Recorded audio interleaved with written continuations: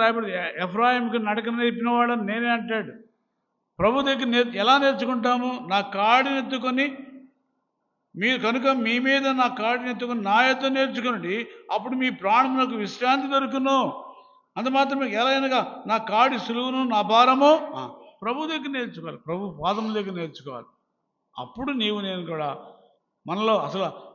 మనలో సాత్వికము లేని వారము, కఠినమైన హృదయం కలిగిన వాడము. అందుకనే ఇందాక చూసాం లోబడిన ప్రజలము. అలాంటి వాళ్ళమైన మనము ప్రభు దగ్గర, యేసు ప్రభు దగ్గర నేర్చుకోవాలి. ఆయన నేర్పుతాడు. ఆయన బోధకుడు, ఆయన మంచి బోధకుడు, ఆయన మంచి కాపరి తన గొర్రెలకై ప్రాణం ఇచ్చాడు. కనుక ఆయన దగ్గర నేర్చుకోవాలి. అంతేనేమో ఆ గడప కమ్ముల దగ్గర కూర్చొని నేర్చుకోవాలా. ఎట్లా నేర్పడతాం? ప్రార్థన ద్వారా, దేవుని వాక్యం ద్వారా దేవుడు మనకు నేర్పుతూ వస్తాడు. కనుక నేర్చుకోవాలి. ఆయన కాడి నేర్చుకోవాలి. కాడి అంటే ఎద్దులకి 2 కాళ్ళు వేస్తారు. కాడి ఉంటుంది, 2 ఎద్దుల మీద కాడి వేస్తూ ఉంటారు. కాడి వేస్తూ ఉంటే ఆ కాడి ఎత్తుకున్నటువంటి ఆ ఎడ్లు సమానంగా పోతే బండి సమానంగా పోతుంది. కనుక కాడిని ఎలా మనం హ్యాండిల్ చేయాలో, ఎలా మోయాలో ప్రభువు నేర్పుతారు. ఒకవైపు ఆయన తన మీద వేసుకున్నాడు, రెండో వైపు కాడిని మన మీద వేస్తాడు, మనకు నేర్పుతాడు. కనుక సాత్వికము అవసరము. ఎందుకు దేవుడు యాకోబును ప్రేమించాడు? ఆయన సాధువు. రెండవదిగా గుడారం యొక్క అనుభవంలో ఉన్నాడు. గుడారం యొక్క మందిరము దేవుని మందిరంలో నేర్పడతా ఉంటుంది. దేవుని అందుకనే మీరు అపోస్తల బోధ ఎందును, సహవాసం అందును, రొట్టె విరుచుట ఎందును, ప్రార్థించడం మందిరంలో, గుడారంలో దేవుడు నేర్పుతాడు మనకి తన దాసుల ద్వారా, వాక్యము ద్వారా. కనుక గుడారం యొక్క అనుభవం అవసరము. అందుకని దేవుని మందిరాన్ని ప్రేమించాలి. యెరూషలేమా నిన్ను ప్రేమించేవారు ఎవరు వద్దెళ్తారు? లోకములో ప్రేమిస్తే కాదు, లోకములో ఉన్నవన్నీ నేత్రాశ, శరీరాశ, వాటిని ప్రేమిస్తే కాదు. దేవుని మందిరాన్ని ప్రేమించాలా, పరిశుద్ధుల సహవాసాన్ని ప్రేమించాలి. నీ మందిరములలో క్షేమం ఉంది, నీ ప్రాకారములలో క్షేమము, నెమ్మది ఉంది. దేవుని మందిరంలో దేవుని వాక్యం ఉంటుంది. దేవుడు ఆసీనుడై సింహాసనై ఉంటాడు. దేవుని శాసనములు ఉంటాయి, దేవుని ప్రజలు ఉంటారు, ప్రేమ ఉంటుంది, ఆప్యాయత ఉంటుంది. కనుక ప్రియ సహోదరుడా, యాకోబు ఇట్టి అనుభవం కలిగిన వాడుగా ఉంటున్నాడు. యాకోబు సాధువు. అంత మాత్రమే కాదు, గుడారంలో నివసించాడు. అంటే గుడారం అంటే ఆ దినాల్లో వాళ్ళకి గుడారం ఉంది, ఇల్లు ఉంది. ఆ ఇంటిలో తల్లిదండ్రుల దగ్గర విధేయుడిగా ఉన్నాడు. అది గుడారంలో ఎవరుంటారు ఆ దినాల్లో? 2 కుమారులు ఇల్లును, తండ్రి అయినటువంటి ఇసాకు, తల్లి రెబ్కానేనా? ఇది చెప్పరేంటి మీరు? ఎవరమ్మా? అంటే తల్లిదండ్రుల పెంపకంలో తల్లిదండ్రులకు విధేయుడిగా, గుడారం యొక్క అనుభవం కలిగిన వాడుగా, సాధువైనటువంటి వాడుగా ఉన్నాడు. అందుకనే దేవుడు యాకోబును ప్రేమించాడు. ఇంకా రాయబడుతూ వచ్చింది, రండి. పేతురు రాసిన మొదటి పత్రిక 3వ అధ్యాయము 4వ వచనం.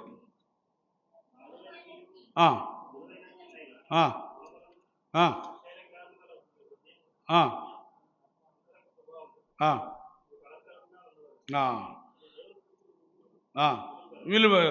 కనుక ఈనాడు రక్షించబడిన మనము కూడా పేతురు రాసిన పత్రికలు అంటాడు, సాధువైనట్టు మృదువైనట్టు గుణమును అలంకారము గల మీ హృదయపు అంతరంగ స్వభావము మీకు అలంకారముగా ఉండవలెను. ఈనాడు రక్షించబడిన మనకు ఇవి అలంకారాలు. ఏ అలంకారాలు? సాధువైనట్టుగా ఉండాలి, మృదువైనటువంటి వారుగా ఉండాలి. అందుకని రాయబడుతూ వచ్చింది, మృదువైన మాట ఎలాంటిదంట? బంగారు పళ్ళెములో, వెండి పళ్ళెములో, సామెతల గ్రంథంలో ఉంది. కోపము చల్లార్చేటువంటిది. మృదువుగా మాట్లాడాలా, సమాధానంగా మాట్లాడాలా, సాధువుగా ఉండాలా. ఇట్టి అలంకారాలు మనకు అలంకారాలు. అది అలంకారం అంటే ఇది సూటు పోటు వేసుకుని టై కట్టుకుని జెంట్స్, అది కాదు అలంకారం. ఆడవాళ్ళు అయితే మెడలో అవి వేసి, ఇవి కాదు అలంకారం. పైన అలంకారాలు కాదు, ఇవి అంతరంగ స్వభావము. మీ హృదయంలో ఇలాంటి అలంకారాలు కలిగిన వారుగా ఉండదు. అప్పుడు దేవుడు మనల్ని కోరుకుంటాను. సాధువుగా ఉన్నాడు కాబట్టి, మృదువుగా ఉన్నాడు కాబట్టి యాకోబుని దేవుడు ప్రేమించాడు. ఈనాడు మనల్ని కూడా ప్రేమించడానికి ఇట్టి అలంకారములు కలిగిన వారంగా మనం జీవించాలి. ఇంకా రాయబడుతూ వచ్చింది, రండి. ఇర్మియా గ్రంథము 11వ అధ్యాయం. ఇర్మియా గ్రంథము 11వ అధ్యాయం. దయచేసి 19వ వచనం చదువుకుందామా? ఇర్మియా గ్రంథము 11వ అధ్యాయము 19వ వచనం. అది ప్రభువైన యేసు, అయితే నేను వదకు తేబడుచుండు సాధువైన గొర్రె పిల్ల వలె ఉంటిని. యేసు ప్రభు వారు ఎలాగున్నాడు? ఆయన కూడా, ఆయన పరలోకం నుండి ఈ లోకానికి మానవాళ్ళని రక్షించుట కొరకు ఆయన వచ్చి ఎలా ఉన్నంట? వదకు తేబడిన. యెషయా గ్రంథంలో కూడా 53వ అధ్యాయంలో ఆయన మౌనం వహించాడు. వదకు తేబడిన గొర్రె పిల్లను వలె ఆయన మౌనం వహించాడు. ఆయన సాధువు, ఆయన సాత్వికుడు, దినమనసు కలిగిన వాడు. ఈనాడు రక్షించబడిన మనం కూడా ఇట్లి సాధువైనటువంటి గుణము కలిగిన ఉండటం ఎంతైనా అవసరం. రండి, పౌలు భక్తుడు కూడా ఆ మాట అంటే, రండి. ఎఫెసీయులకు రాసిన పత్రిక, పౌలు అపోస్తలుడు ఎఫెసీయులకు రాసిన పత్రిక, ఎఫెసీయులకు రాసిన పత్రిక 3వ అధ్యాయం. 3వ అధ్యాయం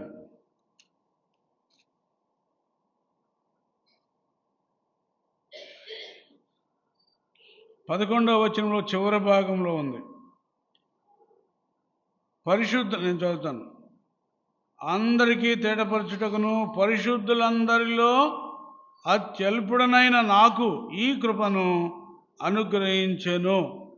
ఎందుకు పౌలుకు దేవుడు కృప అనుగ్రహించాడంటే, ఆయన ఎంతగా తగ్గించుకున్నా అంటే, పరిశుద్ధులందరిలో ఎలాంటి వాడంట?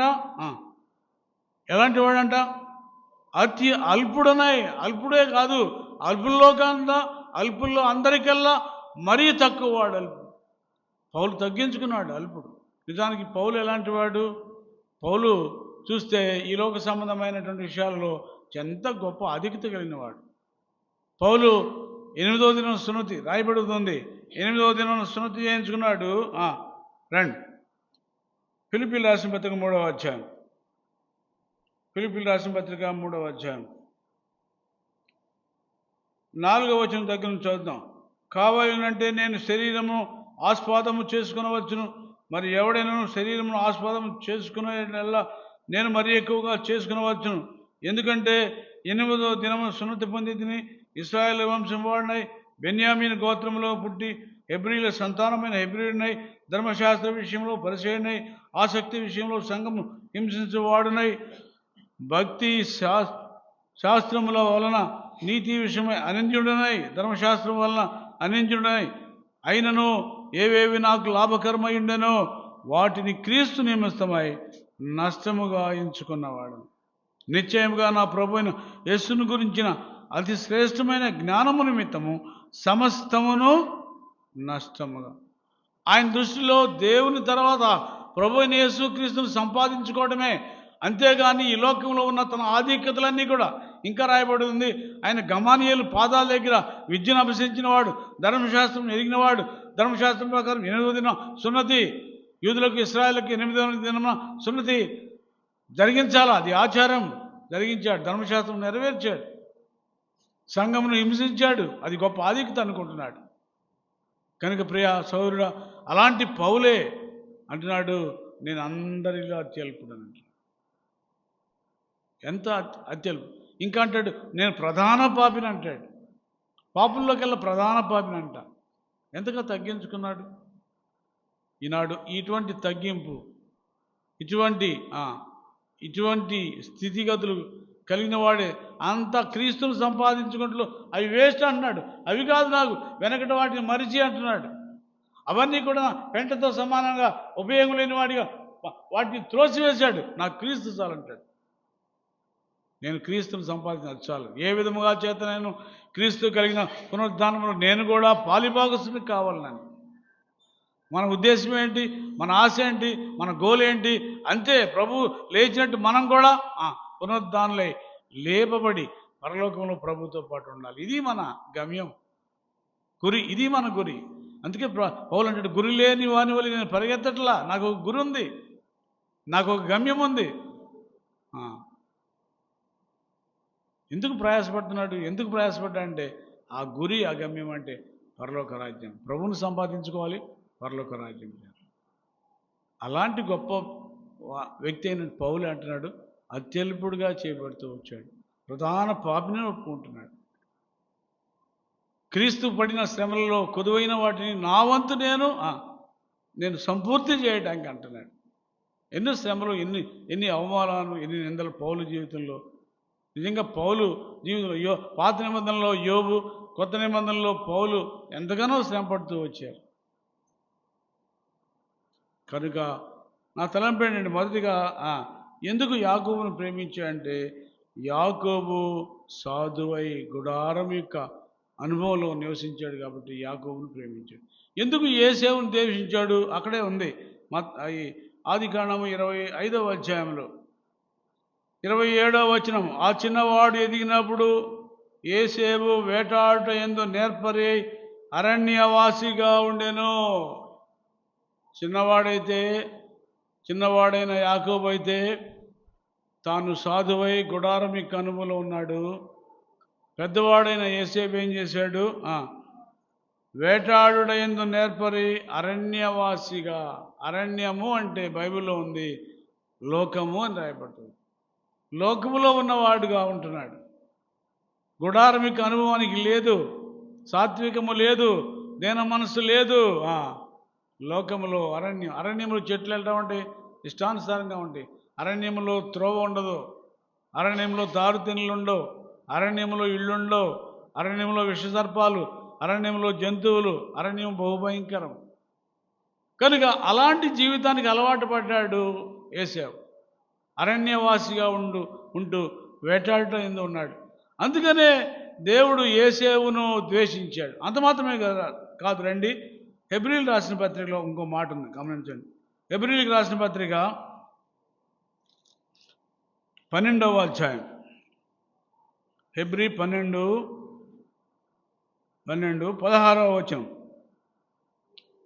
16. ఒక్క పూట కూటి కొరకై జ్యేష్ఠత్వ హక్కును అమ్మివేసిన యోసేపు వంటి భ్రష్టుడైనను వ్యభిచారి అయినను ఉండునేమో అని జాగ్రత్తగా చూసుకుని యోసేపు ఆ తర్వాత ఆశీర్వాదం పొందగోరి కన్నీళ్లు విడుచుతూ దానికోసమై శ్రద్ధతో వెతికినను మారు మనసు అవకాశం దొరకక విసర్జింపబడింది మీరు ఎరుగదు. కనుక అంత మాత్రమే యోసేపు ఎలాంటి వాడు? జ్యేష్ఠత్వ హక్కును అమ్ముకున్నాడు. అది నా జ్యేష్ఠత్వ హక్కు అంటే తండ్రి తర్వాత జ్యేష్ఠుడే.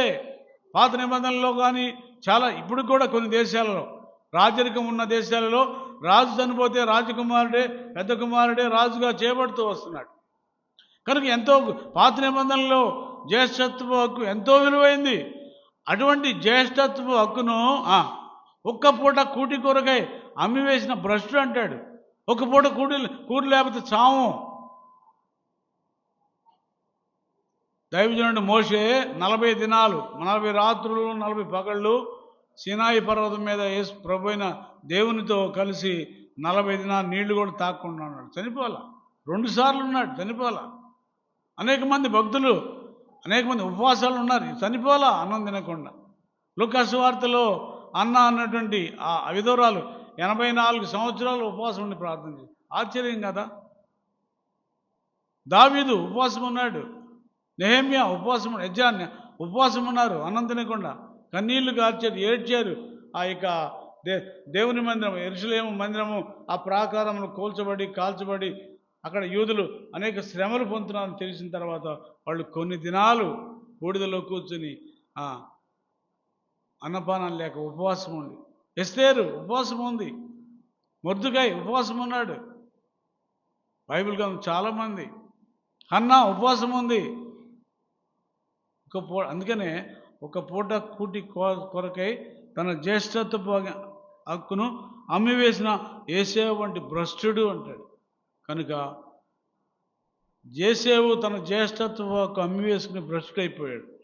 తర్వాత వ్యభిచారి, అనేక మంది పెళ్లి చేసుకున్నాడు. సరే, అంత మాత్రమే కాదు, ఇలాంటి అనుభవం కలిగిన వాడు ఏశావు.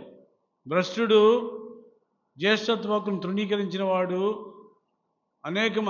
వ్యభిచారి. అందుకనే దేవుడు ఏశావును ద్వేషించాడు. అరణ్యవాసిగా ఉన్నాడు, ద్వేషించాడు. తన ఇష్టానుసారమైన జీవితం, అందుకని ద్వేషించాడు. యాకోబుని ఎందుకు ప్రేమించాడంటే యాకోబు సాధువు, గుడారమిక అనుభవం కలిగిన వాడు.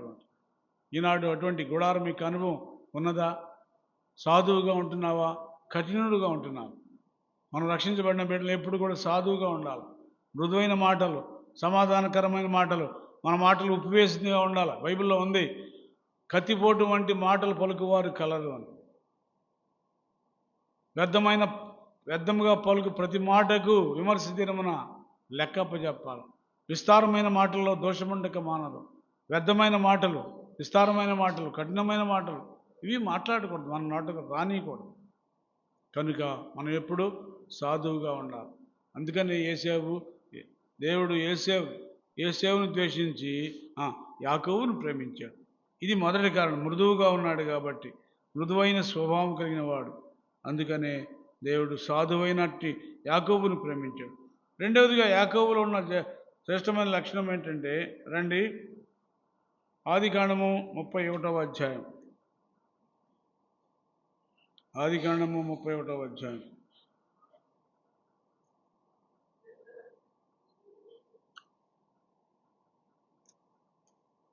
నలభై వచనం చదువుకుందామా?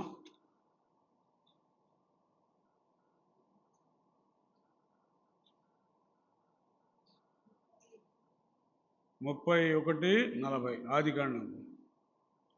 చదవండమ్మా. పగటి ఎండకు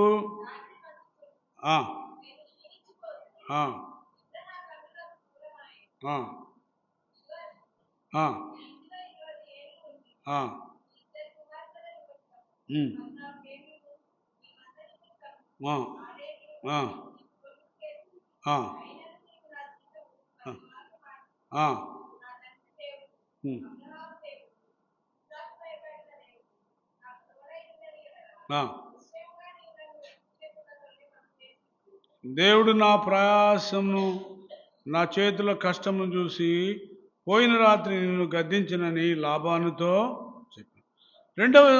రెండవదిగా ఎందుకు యాకోబును ప్రేమించంటే, ఆ యాకోబు ప్రయాసపడే అనుభవం కలిగిన వాడు.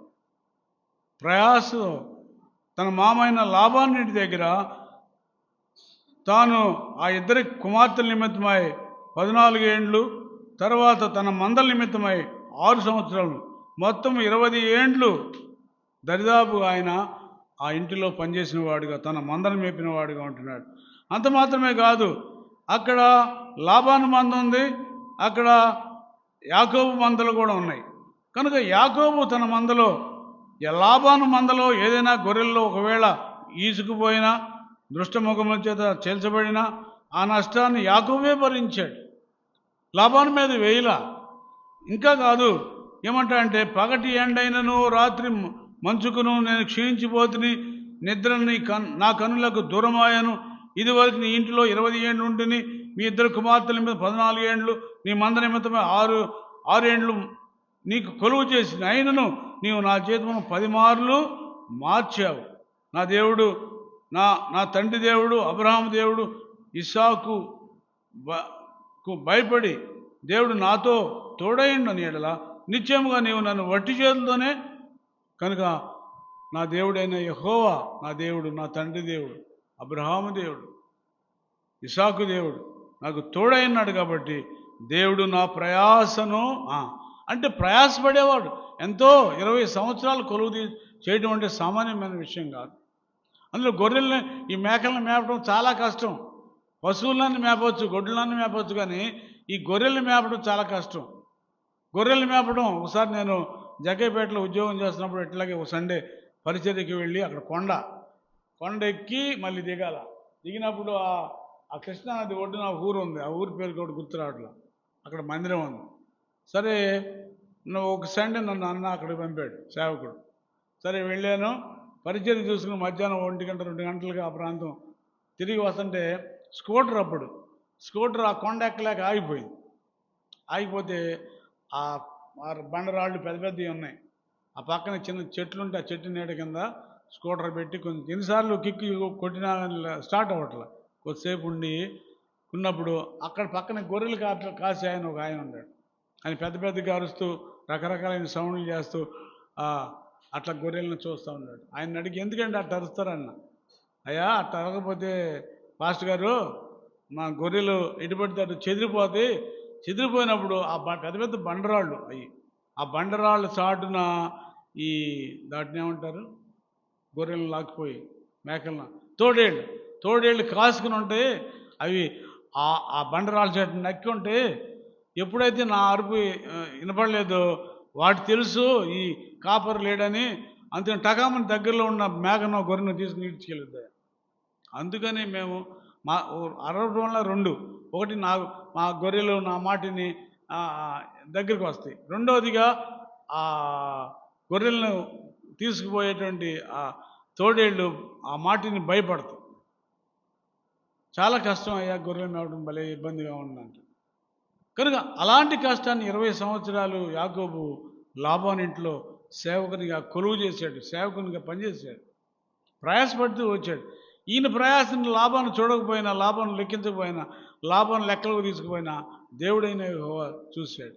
అందుకని అంటున్నాడు, నా ప్రయాసను చూసి నా దేవుడు రాత్రి నీతో గద్దించి మాట్లాడాడు. నా సేవకుడైన యాకోబు విషయమే జాగ్రత్త, ఏమి అన్యాయం చేసావా, జాగ్రత్త అని చెప్పాడు. అందుకనే కనుక ఈనాడు మన ప్రయాస అలాంటిది.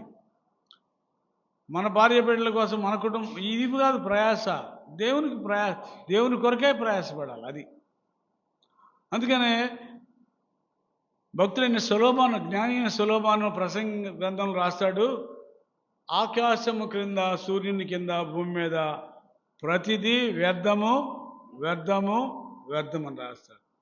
అయితే వ్యర్థము కాంతి ఒకటి ఉంది. అదేంటంటే 1 కొరింథీయులకు రాసిన పత్రిక ఆ చివర 12వ అధ్యాయం 55వ వచనం రాస్తాడు, మీ ప్రయాస ప్రభువునందు రండి అని చూసుకుంటాం. రండి 1 కొరింథీయులకు రాసిన పత్రిక, కొరింథీయులకు రాసిన మొదటి పత్రిక 15వ అధ్యాయం 58వ వచనం. కాగా నా ప్రియ సహోదరులారా,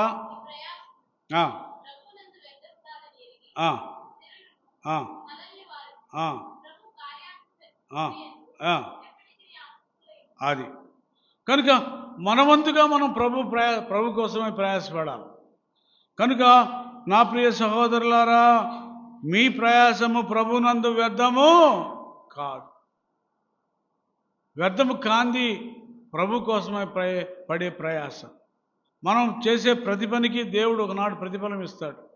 మందిరంలో చాపలేస్తున్నావా, మందిరం ఊడుస్తున్నావా, మందిరంలో డోలక్ కొడుతున్నావా, మందిరంలో హార్మోని వేస్తున్నావా, క్యాషియో వేస్తున్నావా, పాటలు పాడుతున్నావా, పరిచయం చేస్తున్నావా, వీటన్నిటికీ దేవుడు ఒకనాడు ప్రతిఫలం. ప్రభు అన్యాయస్తుడు కాదు. చేసిన మేలు మనుషులు మర్చిపోతారు, దేవుడు మర్చిపోని దేవుడు. చూడుము మిమ్ములను నా రచయితల మీద. కనుక యాకోబు ప్రయాసం దేవుడు చూశాడు. ఈనాడు దేవుని కోసమై, దేవుని పరిచర్య నిమిత్తమై, సంఘము నిమిత్తమై నీవు చేసే ప్రతి ప్రయాసకు ప్రభు ఒకనాడు ప్రతిఫలం ఇస్తాడు. కనుక మనము కూడా యాకోబులే ప్రయాసపడేవారుగా ఉన్నాం. ఇది 2వ అనుభవం. 3వదిగా రండి, ఆదికాండము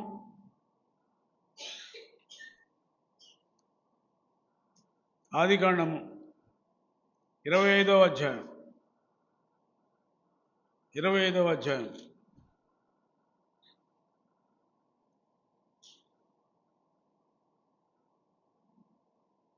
31వ వచనం చదువుకుందామా. అందుకు యాకోబు, నీ జ్యేష్ఠత్వము నేడు నాకిమ్మని అడుగగా ఏశావు, నేను చావబోచున్నాను కదా, జ్యేష్ఠత్వము నాకెందుకనెను. యాకోబు నేడు నాతో ప్రమాణం చేయమనెను. అతడు యాకోబుతో ప్రమాణం చేసి అతనికి జ్యేష్ఠత్వమును అమ్మివేయగా, యాకోబు ఆహారమును, చిక్కుడుకాయల వంటకమును ఏశావుకి ఇచ్చెను. అతడు తిని త్రాగి లేచిపోయాను. అట్లు ఏశావు తన జ్యేష్ఠత్వమును తృణీకరించెను అంటాడు. కనుక జ్యేష్ఠత్వ హక్కు ఎరిగినవాడు యాకోబు, జ్యేష్ఠత్వపు ఎరిగినవాడు, జ్యేష్ఠత్వపును కొనుక్కున్నవాడు యాకోబు. జ్యేష్ఠత్వ హక్కును తృణీకరించినవాడు, అందుకనే ఏసేవు నేను తృణీకరించాడు. అందుకనే యాకోబును ప్రేమించాడు, ఏసేవును ద్వేషించాడు. ఎందుకు కారణం అంటే ఏసేవు జ్యేష్ఠత్వ హక్కు విలువ తెలియదు, అందుకని అమ్మి వేసుకున్నాడు. ఒక పూట కూటి కోరకై తన జ్యేష్ఠత్వపు హక్కును అమ్మి వేసుకున్న భ్రష్టుడైన ఏసేవు వంటి వారుగా ఉండకూడదు మనం. ఈనాడు ఆ జ్యేష్ఠత్వపు హక్కే రక్షణ. ఈనాడు రక్షణ ఎంతో విలువైంది. ఈ రక్షణ తృణీకరిస్తున్నావా? రక్షణ ఏంటి అనుకుంటున్నావా? ఎంతో గొప్ప రక్షణ. అందుకే రాయబడుతూ వచ్చింది, అనుదినము మనము మన రక్షణను, మన విశ్వాసమును జాగ్రత్తగా భయముతోనూ వణుకుతోనూ కాపాడుకునేవారుగా ఉండాలి. తృణీకరిస్తున్నావేమో, ఏదో రక్షణ పొందిన తర్వాత ఆ పొందాంలే అనుకుంటున్నావేమో. ఈ రక్షణ దినదినము కాపాడుకోవాలి. బైబిల్ గ్రంథంలో కాపాడుకోవాల్సిన ఒక 5 ఉన్నాయి. నీ విశ్వాసాన్ని కాపాడుకోవాలా. అందుకే పౌలు భక్తుడు అంటాడు, నా విశ్వాసం నేను పౌలు భక్తుడు లాంటి వానికే విశ్వాసాన్ని అంత కాపాడుకోవాలని చెబుతుంటే ఈనాడు ఆయనతో పోల్చుంటే మనం ఎంతటి వారం? ఎంతగా మన విశ్వాసాన్ని దినదినము కాపాడుకోవాలి. లేకపోతే విశ్వాసం నుంచి అల్ప విశ్వాసము, అవిశ్వాసము భ్రష్టుడైపోయే అవకాశం ఉంది.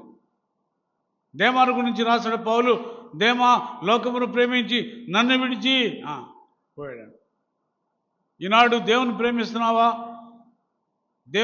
దేవుడిచ్చిన రక్షణను ఎంతో ఘనంగా ఎంచుకుంటున్నావా? ఎంత గొప్ప రక్షణ! వెండి బంగారములను క్షయమైన వస్తువులు కాదు, మేకలకి, కోడేకి, గొర్రెల రక్తము వలన మనం విమోచించబడలా, అమూల్యమైన రక్తాన్ని కార్చాడు ప్రభు. కనుక ఆ జ్యేష్ఠత్వకే రక్షణ. ఈనాడు రక్షించబడిన నీవు నేను కూడా యేసు ప్రభు వారితో కూడా మనం కూడా ఒకనాడు పరలోక రాజ్యంలో ఉంటాం. ఈనాడు రక్షణను జాగ్రత్తగా కాపాడుకోవాలి. అందుకే రాశాడు, నీకు కలిగిన దానిని గట్టిగా పట్టుకో.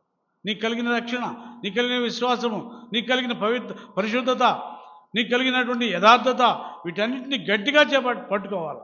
యోబు పట్టుకున్నాడు, యోబు యథార్థతను పట్టుకున్నాడు. భార్య అంటది, ఎందుకయ్యా ఇన్ని పోయినాయి కదా, ఒక దినం అంతే ఇన్ని నష్టాలు జరిగినాయి కదా, బిడ్డలు చనిపోయారు, 10 మంది బిడ్డలు, ఆస్తి కోల్పోయావు, అది తగలబడిపోయింది, ఇది తగలపోయింది, నిన్ను చూస్తే నీకేం కురుపులు అయిన వచ్చి చిల్లపెంకుతో కూకుంటున్నావు, ఇంకెందుకు దేవుడు అంటావు?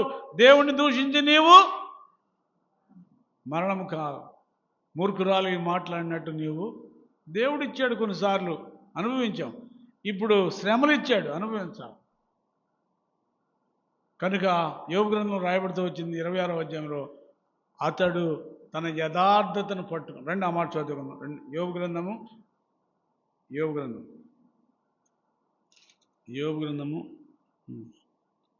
26వ అధ్యాయం 5-6 వచనాలు. 26వ అధ్యాయం 5-6 వచనాలు. మీరు చెప్పినది న్యాయమని నేనెంత మాత్రము ఒప్పుకొనను, మరణమగు వరకు నేనెంత మాత్రమును యథార్థతను విడువను, నా నీతిని విడువగా గట్టిగా ఉంటా. అందుకని దేవుడు యోబుని గురించి రాశాడు, యూదు దేశంలో దేవుని యందు భయభక్తి కలిగిన వాడు, యథార్థవంతుడు, నీతిపరుడు, అలాంటి వాడే లేడంట ఆ దేశంలో. ఏ దేశంలో? ఊజు దేశంలో యోబు వంటి వాడు లేడండి. అందుకనే తన యథార్థతను పట్టుకున్నాడు, తన నీతిని గట్టిగా పట్టుకున్నాడు. కాబట్టి చివరి వరకు ఎన్ని శ్రమలు వచ్చినా 42వ అధ్యాయంలో చూస్తే యోబు 2 అంతలుగా ఆశీర్వదించబడ్డాడు. తనకు కోల్పోయినంతా కూడా డబుల్ బెనిఫిట్ దేవుడు ఇచ్చాడు, 2 అంతలుగా ఫలింపజేశాడు. యోబు కలిగిన కుమార్తెలు ఆ కేజియా వాళ్ళందరూ కూడా ఆ దేశంలోనే అంత సౌందర్యవంతులు లేరండి. అంత చక్కని కుమార్తెలను ఇచ్చాడు. ఆస్తి డబుల్ అయింది. ఎంత సంగతులు! ప్రియ సోదరుడా, సహోదరి, నా జీవితంలో మనం ఏ విధంగా ఉంటున్నాం? అందుకనే ఇక్కడ యాకోబు నుంచి రాయబడుతూ వచ్చింది, యాకోబు జ్యేష్ఠత్వ హక్కును కొనుక్కున్నాడు. ఈనాడు మనము కూడా రక్షణ పొందాం. ఈ రక్షణ ఎంతో కాపాడుకుని బదులమై ఉంటున్నాం. కనుక యాకోబుని ఎందుకు ప్రేమించాడు? మొదటిగా సాధువు, గుడారం యొక్క అనుభవం కలిగిన వాడు. రెండవదిగా ఎందుకు ప్రేమించాడు? యాకోబు ప్రయాసపడే అనుభవం కలిగిన వాడు. మూడవదిగా యాకోబులో ఉన్న శ్రేష్ఠ లక్షణం ఏంటంటే జ్యేష్ఠత్వకును కొనుక్కున్నాడు, కలిగి ఉన్నాడు, ఆ విలువ తెలుసుకున్నాడు. అందుకనే యాకోబుని దేవుడు ప్రేమించాడు. నాలుగవదిగా యాకోబుని దేవుడు ఎందుకు ప్రేమించాడు? రండి, సంఖ్యాకాండం. సంఖ్యాకాండము 23వ అధ్యాయం. సంఖ్యాకాండము 23వ అధ్యాయం. దయచేసి చదువుకుందామా?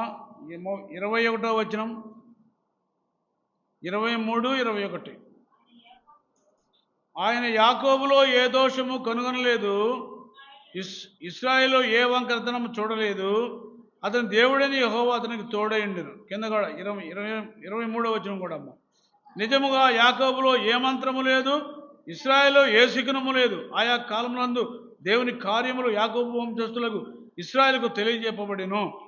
కనుక నాలుగవ లక్షణం ఏంటంటే యాకోబులో ఏ దోషం లేదంట.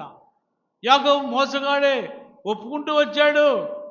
యబ్బోకు దగ్గర యాకోబు తండ్రి దగ్గర అబద్ధమాడాడు, జ్యేష్ఠత్వకును ఆ యొక్క అన్న దగ్గర పొందాడు.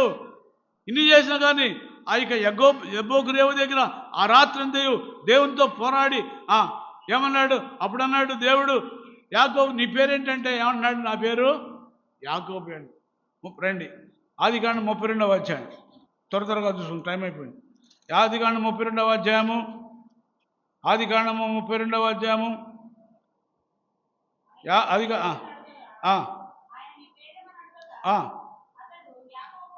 చాలు.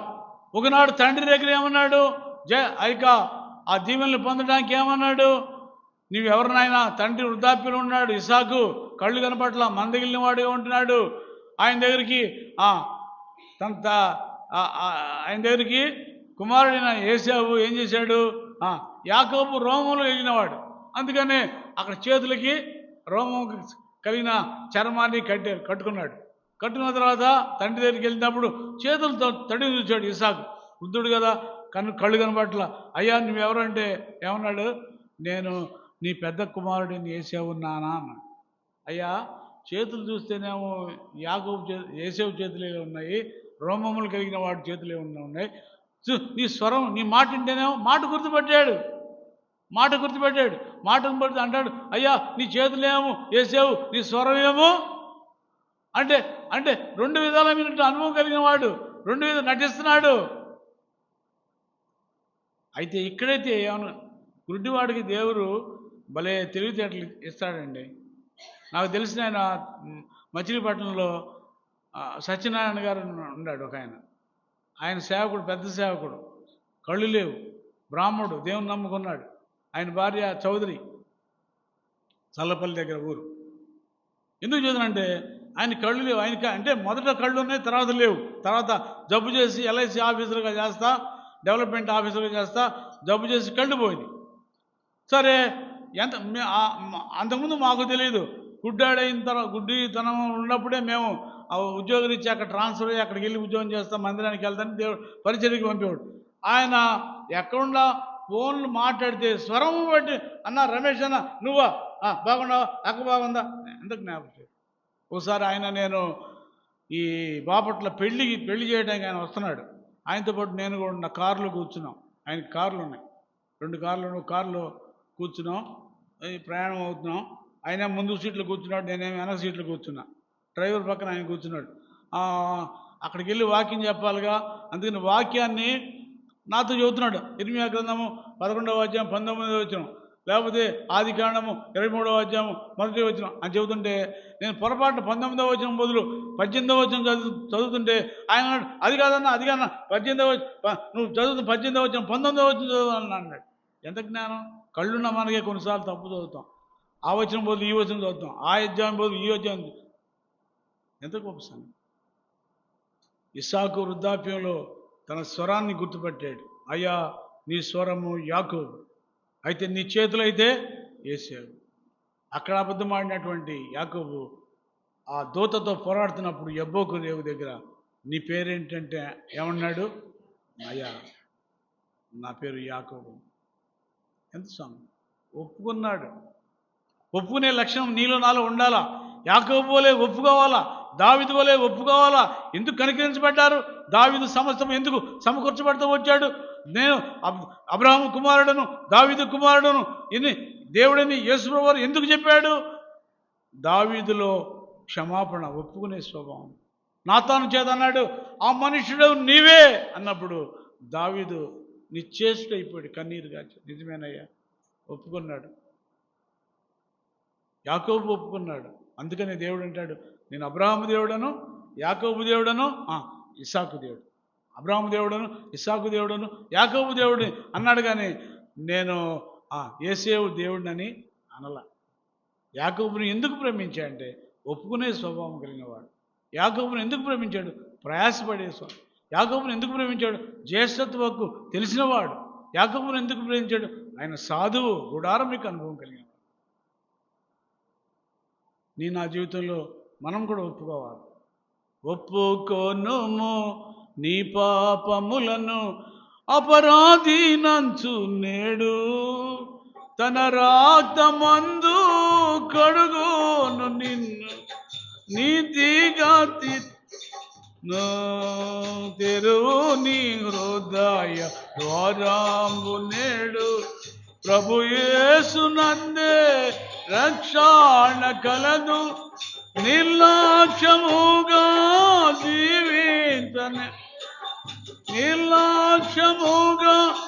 జీవించనేలా వేచియున్నది తీర్పుని కొరకై పరమునకే గోట కాయ తపడము తెరువు నీ హృదయాంబును. యాకోబు ఒప్పుకున్నాడు. అందుకని అంటున్నాడు, యాకోబులో ఏ దోషము లేదు, ఇశ్రాయేలులో ఏ వంకరతనం లేదు. వంకరతనం కూడా లేదు. వంకర అంటే వంకరగా నడిచేది పాము. సాతాను స్వభావం వంకర మాటలు, వంకర చేష్టలు. కొంతమంది వంకరగా మాట్లాడుతూ ఉంటారు. ఈ వంకర చూపులు, వంకర ఇవి యాకోబులో అంటాడు సంఖ్యాకాండంలో, యాకోబులో ఏ దోషము కనుగొనలేదు, ఇశ్రాయేలులో ఏ వంకరతనము లేదు. నిజంగా యాకోబులో మంత్రము లేదు, యాకోబు ఇశ్రాయేలులో శకునము లేదు. మంత్రాలకు చింతకాయలు రాలుతాయి అంటారు. ఈయన ఏం మంత్రాలు? ఈ పిచ్చి పిచ్చి మంత్రాలు. ఇదివరకు నా చిన్నప్పుడు సెల్ది వస్తే ఇక్కడ మా ఊరిలో ఒక ఆయన మంత్రం వేయడానికి మంత్రాలు వేస్తారు. ఆ డేరి తీసుకెళ్ళి ఏదో ఒక మన వేప అన్నది వేప రేప తీసుకుని అన్నాడు. మంత్రాలకి రావాలా. తర్వాత అదేదో ఆయింట్మెంట్ అది రాసుకుంటే పోయింది నిదానంగా. యాకోబులో ఏ మంత్రము లేదు, ఏ శకునము లేదు. ఈనాడు రక్షించబడిన నీ జీవితంలో ఏదైనా శకునాలు అనిల్లాగా నీవు ఎవరన్నా విధవరాలు అర్థమైతే బయలుదేరేవాడు కూర్చుంటావు. ఎవరైనా బయలుదేరినప్పుడు ఎవరైనా తుమ్మితే కూర్చోవడం, ఇటువంటివి చేస్తున్నావేమో. 3 కొంతమందికి పనికిరావు, 7 కొంతమందికి 7 సంఖ్య. ఇట్లాంటి శకునాలు, ఈ అన్యాచారాలు లోకంలో ఈ ఏమీ లేవు. వాటిని అనుసరిస్తున్నావా? యాకోబులో ఏ మంత్రం లేదు, యాకోబులో ఏ శకునము. అందుకని యాకోబుని ప్రేమించారు. ఈనాడు శకునములు లేనివారుగా శకునాలు చూస్తారు మనవాళ్ళు కూడా. పెళ్లి కాబట్టి పెళ్లికి సేవకుడి దగ్గరికి వచ్చి ఫలానా రోజు అని పెట్టుకున్నా కానీ టైం ప్రకారం ఆయన దగ్గరికి వెళ్ళి పంతులు గారి దగ్గరికి వెళ్ళి మంచిదా చెడుదా, ఏ రోజు మంచిది, ప్రియ సహోదరుడా, ప్రభులోకి వచ్చిన తర్వాత అవన్నీ కూడా విడిచిపెట్టాలి. దాది అక్కడ 2 పడవ మీద కాలు వేయకూడదు.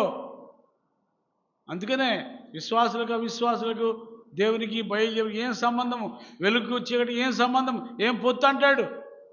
కనుక మనం అటువంటి పొత్తులు పెట్టుకోకూడదు, అటువంటివి ఉండకూడదు మన జీవితాల్లో.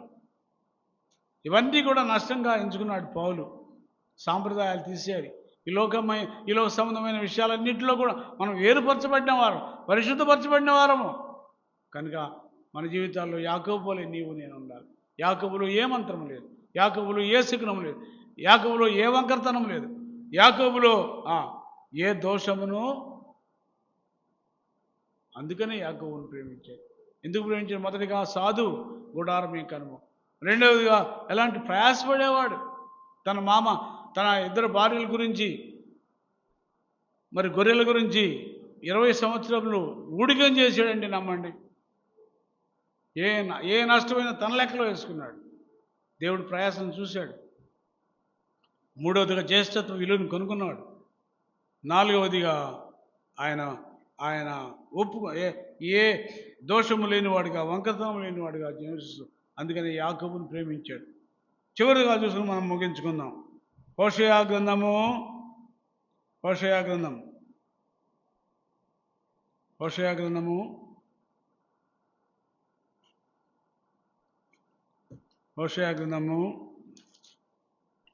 12వ అధ్యాయము 2వ వచనం. హోషేయ గ్రంథము 12వ అధ్యాయం అంటే 750వ పేజీ.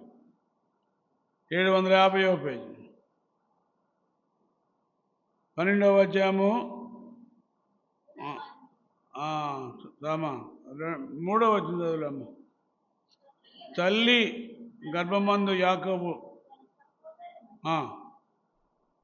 చదవమ్మా. మడిమను పట్టుకునేను, మగసిరి కలవాడై అతడు దేవునితో పోరాడెను. అతడు దోతతో పోరాడి జయమొందెను. అతడు కన్నీరు విడిచి అతని బ్రతిమలాడెను. బేతేలులో ఆయన అతనికి ప్రత్యక్షమాయను. కనుక ఐదవ అనుభవం, ఐదవ శ్రేష్టమైన లక్షణం యాకోబులో ఏమంటే మగసిరి కలవాడై పోరాడాను. సహోదరా, కనుక పోరాడే అనుభవం ఉంది. ప్రార్థనలో పోరాటము.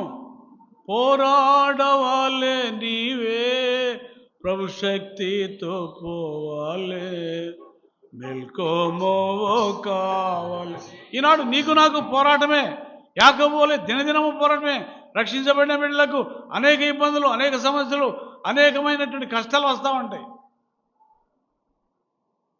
పరలోక రాజ్యం చేరడం, యేసు ప్రభువుని అనుసరించడం ఇది పూల పాన్పు కాదు, కరుకు రాతి మార్గం. సిలువను సహించాలా ప్రభువును. అందుకనే ఎవడైనా నన్ను వెంబడించగోరినాడా వాడు తన సిలువను ఎత్తుకొని, ప్రతివానికి సిలువ ఉంది, ప్రతివానికి శ్రమలు ఉన్నాయి, ప్రతివానికి ఇబ్బందులు ఉన్నాయి, ఇరుకులు ఉన్నాయి, ఏదో సమస్యతో ప్రతివాడు. ఇది లోకమందు పరిశుద్ధులందరికీ ఉన్న పరిస్థితే. నాకు రాగాలని అనుకుంటాం, నాకే వచ్చిన శ్రమలు, దేవుడా ఎందుకు నాకు ఈ శ్రమలు అనుకుంటాం. ప్రతివానికి శ్రమలు ఉన్నాయి, సహించాలా. అందుకని సహించిన వారమైతే ఆయనతో కూడా ఒకనాడు ప్రభుతో పాటు ఆయన కూర్చునే సింహాసనం మీద మనము కూర్చుండిపోతున్నాం.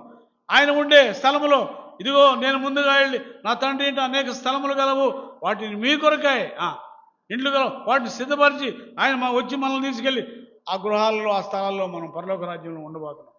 ఉండటం అంత ఈజీ కాదు. ఆయన వెంబడించాలా, ఆ సిలువ మార్గం వెళ్ళాలా. సిలువను ఎత్తుకుని సిలువ సహిస్తేనే సింహాసనం. సిలువ లేకపోతే అక్కడ సింహాసనం ఉండదు. సహించాలి. సహించిన వారమైతే ఆయనతో కూడా ఒకనాడు వెళ్తాం. సహించువా శ్రమలన్నీయు క్రీస్తుకై సంతోషము. మన పితరులందరూ సహించారు. ఎన్నో శ్రమలు వచ్చినాయి. ఎవరి జీవితం పూలపాన్పుగా బతికిన దగ్గర నుంచి చచ్చిపోయినంత వరకు ఎవరు ఉండలా. అనేక హింసలు, నిందలు, శ్రమలు, బాధలు, అవమానాలు వాటి గుండా పోయిన వాళ్ళే. ఈనాడు మనం కూడా వాటి గుండా పోవాల్సిన వారుగా ఉంటాం. విశాల మార్గం కాదు మనది. మత్తయి సువార్తలు అంటాడు, మనం పోతుంది ఎలాంటిది? ఇరుకైన మార్గం. ఈ ఇరుకైన మార్గంలో కష్టాలు ఉంటాయి. అయితే గమనించు, ఇరుకైన మార్గం యొక్క చివర దాని అంతము పరలోక రాజ్యం. విశాలమైన మార్గం ఉంది. ఇష్టానుసారంగా జీవిస్తే, నీ ఇష్టానుసారంగా జీవిస్తే దాని అంతము, ఆ మార్గం కూడా వెళుతున్నావేమో, దాని అంతము నరకం. దేవుని కృపను బట్టి రక్షించబట్టి మనం ఈ ఇరుకు మార్గంలో యేసు ప్రభువును వెంబడించి మన సిలువను ఎత్తుకొని వెళుతూ ఉన్నాం. కనుక దినదినం ప్రభు మనల్ని ఆదరిస్తాడు. కనుక ఏ విషయాల్లో మనం భయపడవలసిన అవసరం లేదు. అందుకనే తల్లి గర్భమునందు ఆ మగసిరి కలవాడై దేవునితో పోరాడెను. అతడు దూతతో పోరాడి జయమొందెను. అతడు కన్నీరు విడిచి బ్రతిమలాడుకున్నాడు. కన్నీరు విడిచే అనుభవం కావాలా? దేవుని కోసమై నీవు కన్నీరు, ప్రభు అయిన యేసుక్రీస్తే తన జీవితంలో 3 సార్లు కన్నీరు విడిచాడు. ఒకసారి యెరూషలేమును చూసి, ఇంకోసారి లాజరు సమాధి దగ్గర చూసి, ఇంకోసారి ఆయన కన్నీరు హెబ్రీయుల రాసిన పత్రికలో 7వ అధ్యాయంలో రాయబడుతుంది. ఆయన కన్నీరు విడిచి ప్రార్థన చేశాడు. చెమట రక్త బిందువులే మారునంతగా కన్నీరు విడిచి ప్రార్థించాడు. అందుకని ఆయన ప్రార్థన దేవుడు ఆలకించాడు, తండ్రి ఆలకించాడు. కనుక నా తలంపు ఏంటంటే పోరాడే అనుభవం కలిగిన వాడు ప్రార్థనాపరుడు. అది కన్నీరు విడిచి బ్రతిమలాడుకున్నాడు. అయ్యా నన్ను కరుణించు, నన్ను ఆశీర్వదిస్తేనా నిన్ను పోనీయం, నన్ను ఆశీర్వదించు, ఈ అబ్బోకు రేవు దగ్గరలోని నన్ను ఆశీర్వదించు. నేను పాదాలు పట్టుకున్నాడు. నన్ను విడిచిపెట్టు, తెల్లవారం వస్తుంది, నేను వెళ్ళిపోవాలని ఆ దూత అంటే నువ్వు నన్ను దీవిస్తేనే, నీవు నన్ను ఆశీర్వదిస్తేనే నేను విడిచిపెడతాను. ప్రార్థనా జీవితము, ప్రార్థనలో పోరాటం, కన్నీరు విడిచే అనుభవం. మన కన్నీరు వ్యర్థంగా పోదు. నీ కన్నీటి ప్రతి బాష్ప బిందువును ఒకనాడు ఆయన తుడిచివేస్తాడు. నీ కన్నీళ్లు ఆయన దగ్గరున్న బుడ్డిలో భద్రపరచబడి ఉన్నవి అని రాయబడుతూ వచ్చింది. కన్నీరు విడిచిన వాళ్ళు అనేక మంది మేలు పొందారు. హన్నా కన్నీరు విడిచింది. గొప్ప దైవజనుడైనటువంటి సమూయేలుని కుమారుడిగా పొందింది. ఎలాంటి ప్రవక్త దాను మొదలుకొని బేర్షెబా వరకు ఆయన సమూయేలు ఆయన ప్రవక్తగా స్థిరపడినవాడు. ఇశ్రాయేలుకు పరిపాలన గ్రంథస్థం చేయబడినవాడు. రాజును అభిషేకించాడు, సౌలును అభిషేకించాడు, దావీదును అభిషేకించాడు. ఎంతో గొప్పవాడు. హన్నా కన్నీటిని బట్టి దేవుడు గర్భాన్ని తెరిచాడు. హిజ్కియా కన్నీరు విడిచాడు. అయ్యా నన్ను ఒక్కసారి జ్ఞాపకం చేసుకో. మరణకరమైన వ్యాధి వచ్చింది. జ్ఞాపకం చేస్తున్నప్పుడు దేవుడు హిజ్కియా యొక్క కన్నీరును చూసి ఆయన తనకు వచ్చినటువంటి రోగాన్ని నయం చేయడానికి చెప్పి అంజురపు చెట్టు ఆ పండును తీసుకొచ్చి, ఆయన రాచపుండు అంటారు, రాచపుండు వచ్చిందంట. రాచపుండు అని ఇంత పుండు ఇట్లా వీపు మీద వస్తుంది. ఆ దినాల్లో దానికి వైద్యం చేయించి తనను క్షమించి తన ప్రార్థన కన్నీరుని చూసి 15 సంవత్సరాల ఆయుష్కాలాన్ని పొడిగింది. కనుక ఈనాడు నువ్వు కన్నీరు కాల్సినవేమో, దేవుడు నీ కన్నీటి ప్రతిభాషపోయిందో తుడుస్తాడు. నీ దుఃఖ దినంలో సమాప్తం చేస్తాడు. నీ నిట్టూర్పును నాట్యంగా మారుస్తాడు. మన ప్రభు అలాంటివాడు. కనుక ప్రియ సోదరుడా, యాత్రా జీవితంలో నీరసపడిపోతావేమో, కృంగిపోతావేమో, అలసిపోతావేమో, దర్శిపోతావేమో, ప్రభువుని బట్టి ధైర్యం తెచ్చుకో. అందుకనే ప్రభువుని బట్టి మాకు కలిగిన ధైర్యం ఏదనగా మేము ఆయన కృపాసనం ఎదుట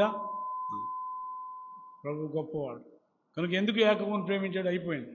మొదటిగా సాధువు, గుడారంభిక అనుభవం. రెండవదిగా ప్రయాసపడే అనుభవం. మూడవదిగా జ్యేష్ఠత్వ హక్కును కొనుక్కున్నాడు, జ్యేష్ఠత్వ హక్కు విలువ తెలిసినవాడు. నాలుగవదిగా ఒప్పుకునే ఆయనలో ఏ వంకరతనము లేదు, ఏ దోషము లేదు, ఏ శకునము లేదు, ఏ మంత్రము లేనివాడు. ఐదవదిగా ఆఖరిదిగా ఆయన ప్రార్థనలో పోరాడే అనుభవం కలిగినవాడు. అందుకని యాకోబుని ఇశ్రాయేలుగా మార్చాడు. ఆ రాత్రే ఆ తెల్లవారుచుండగా సూర్యోదయం కలిగింది. నీతి సూర్యుడైన యేసుప్రభు తన మీద వెలుగు ప్రసరింపజేశాడు. తన జీవితం మారిపోయింది. యాకోబు ఇశ్రాయేలుగా మార్చబడు, ఆశ్రయించబడినవాడు. ఈనాడు మన జీవితంలో కూడా మనల్ని కూడా దేవుడు ప్రేమించాలంటే యాకోబులో శ్రేష్ఠ లక్షణం మనలో కూడా ఉండాలి. ఏ విషయంలో తప్పిపోయావో ప్రభు దేవుడు క్షమాపణ పొంది క్షమించబడి యోగ్యమైన రీతిలో బలలో చేయవలసిందిగా ప్రభు పేరట మనం రండి. మౌనంగా ఉండండి, ప్రార్థనలో ఉండండి.